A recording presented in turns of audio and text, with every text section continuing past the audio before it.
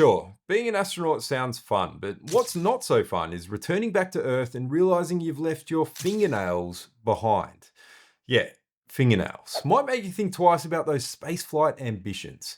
But fingernails aside, I've got random facts on just about anything. Whether it's Kamikaze Ants, how Japan is obsessed with KFC, or even that time when the US government had to officially explain why building the Death Star was a bad idea. So let's get to it. Here are 20 random facts that I bet you didn't know. Only in Finland could reindeer pee be a unit of measurement. Kusima means just that. It's the distance a reindeer travels before it has to stop and relieve itself. Herders figured out that with surprising accuracy, a reindeer would stop for a pee break around every 7.5 kilometers. They use this to measure the distances traveled across those snowy tundras. Ever heard a lie so many times that it started to sound true? That's the illusory truth effect. It's a psychological glitch where repetition makes the lie sound more believable. It was first demonstrated in a 1970 study where participants who were shown false statements repeatedly rated them as more believable over time, even after being told they were false. It turns out the brain confuses things that are familiar with the truth. So the next time someone thinks you're lying, just keep repeating it. They'll believe you eventually. So Google has a sense of humor. Search the word askew and just like the literal definition, your page tilts to the side. And they've got a few more hidden Easter eggs. Type do a barrel roll and the page flips. Anagram returns some interesting suggestions, and typing the answer to life, the universe, and everything gives you the number 42. Why 42? Well, it's a reference to the Hitchhiker's Guide to the Galaxy, where a supercomputer named Deep Thought spends 7 million years calculating the answer to the meaning of life, only to reveal it's simply 42. Janet Airlines is the US government's worst kept secret, operating daily flights from a secure Las Vegas terminal to top secret destinations like Area 51. And the name Janet isn't official, it's just a nickname, thought to stand for just another non-existent terminal. The planes are unmarked white Boeing 737s with a single red stripe, and the flights, you won't see them on any departure or arrivals board. I mean, the government hasn't even acknowledged the airline exists. Meet the world's only Kamikaze ant, the Colobopsis explodens, an insect that quite literally self-destructs to stop intruders. When it registers a threat, it charges forward and contracts its abdomen to the point of rupture, covering the intruder in a sticky, poisonous resin. The resin not only acts like industrial strength glue, but also contains toxic compounds that paralyze and confuse. Sure, it's a pretty effective defense mechanism, but they're probably better off if they just turn and run. In 2013, a White House petition requesting the US government build the Death Star reached 25,000 signatures and triggered the threshold for an official response. They issued the reply titled, "This isn't the petition response you're looking for." It highlighted budget constraints, unable to fund the Death Star's $850 quadrillion price tag, its glaring design flaw with it being vulnerable to a single X-Wing fighter, and reminded everyone that the US doesn't support blowing up planets. The way things are going, I probably wouldn't be surprised if they actually do build the Death Star. One thing they don't tell you about becoming an astronaut is that there's a pretty good chance you'll come back to Earth missing a fingernail or two.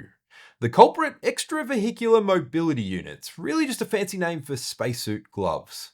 They might keep you alive in the vacuum of space, but they're brutal on your hands. The constant friction and pressure often causes nails to lift from the nail bed and literally fall off.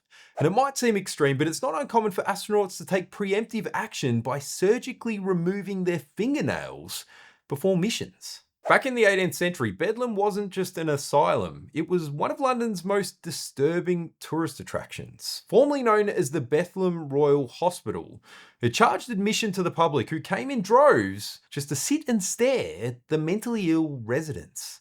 Elevated platforms lined the walls like balconies at an opera house and let visitors look down into shadowy cells to witness patients in various states, some pacing frantically and shouting, and others frozen and silent.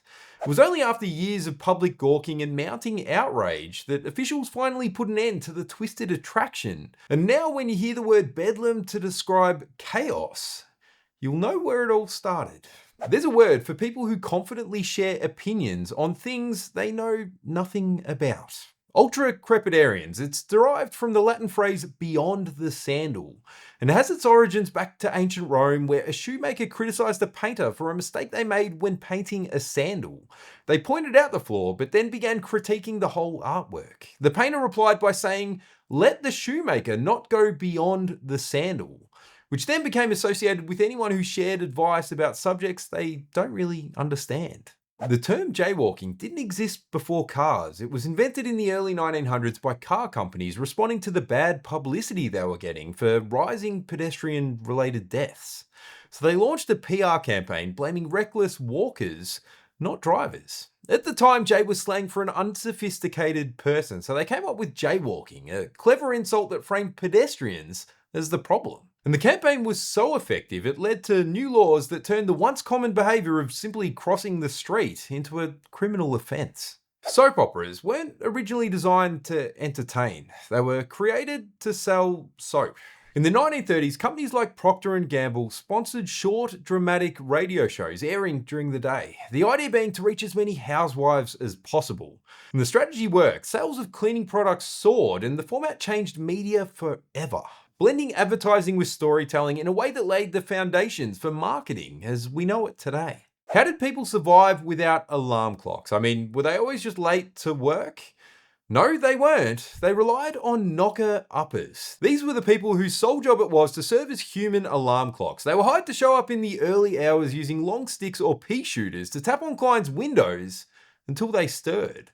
But they disappeared by the 1950s when mechanical alarm clocks came into fashion. So if there's someone standing outside shooting peas at your window, tell them to get a new job. Back in the day, telling a king he was wrong could cost you your head. Unless, of course, you were a jester. Jesters had a rare kind of immunity. They could mock royal policies, criticize decisions, and even poke fun at the king himself, as long as it was cleverly disguised as humour. But they weren't there just for comic relief. Many had other motives, trusted enough to sit in on royal councils and influence decisions in ways no one else dared. And their role didn't stop at the palace gates. Battle jesters followed troops into war. They roamed the camps between battles, entertaining soldiers with jokes and songs to keep spirits high. There's a place in Michigan where it's Christmas every day. Literally. The town of Christmas, Michigan stays true to its name with over a dozen holiday-themed street names like Santa Claus Lane, St. Nicholas Street, and Mistletoe Drive. Tourists flock to the town year-round, eager to take a snap between the iconic "Welcome to Christmas" sign. It all came about in 1938 when a man opened a Christmas-themed toy factory in the area. The factory ended up burning down, but the name stuck, and the town has embraced the Christmas spirit ever since. The Great Pyramid of Giza once stood over 146 meters tall, but today it's about 9 meters shorter. All because its capstone, also known as a pyramidion, went missing. The curious thing is that the capstone didn't simply erode or fall off, it completely vanished. There aren't any records of its removal, no fragments and no evidence left behind. While smaller pyramidions from other pyramids have been found intact, this one, belonging to the largest pyramid ever built, has simply disappeared into thin air. KFC pulled off one of the greatest marketing moves in history when in 1974 they pitched fried chicken as Japan's perfect holiday meal. Their campaign, Kentucky for Christmas, was a hit and has since evolved into a festive season tradition. Japanese families pre-order weeks in advance to secure one of KFC's iconic Christmas party barrels, including all the trimmings like crispy chicken, strawberry shortcake, and a limited edition bucket to top it off. The human brain constantly predicts what's about to happen before it actually happens. It's like a high-speed forecasting machine. Instead of just reacting to events, it builds expectations based on prior experience to shape what you see, hear, and feel. The process is known as predictive coding. It helps fill in gaps in perception and allows you to react faster, but sometimes it gets it wrong. If you've ever misheard your name in a crowded room or seen something move out of the corner of your eye that wasn't there, well, that's just your brain filling in the blanks. The origin of the phrase pulling someone's leg is thought to come from 19th century London. Thieves would grab a victim's leg, trip them up, and cause them to stumble. While they were distracted, stumbling, and looking around in shock, an accomplice would sneak in to snatch the victim's wallet. But nowadays, the phrase isn't as sinister as it once was, describing a harmless joke between friends instead of a back alley robbery. The Michelin star system is so secretive, most chefs never even know they've been inspected until the guide is released. Inspectors are trained to fly under the radar, dining solo, paying full price, and leaving without a trace. And Michelin? They don't mess around. In 2004, an inspector of 16 years, Pascal Remy, tried to release a tell-all memoir. Michelin fired him on the spot and made sure the book never saw the light of day. Beneath LEGO's Danish headquarters, there's an underground vault that houses one of every LEGO set ever released. Thousands of boxes line the shelves, arranged in chronological order, everything from LEGO's earliest wooden creations to today's most elusive, rare and retired sets.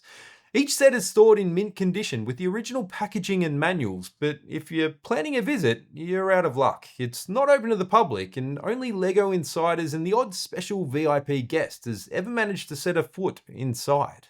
If you've made it this far, congrats. You now know more about soap operas and Kamikaze Ants than most people ever will, and probably ever want to. But fear not, there's more. Everything from Babylonian Yo Mama jokes to giant bat-eating centipedes. Go check them out. As always, thanks for tuning in, and I'll catch you next time.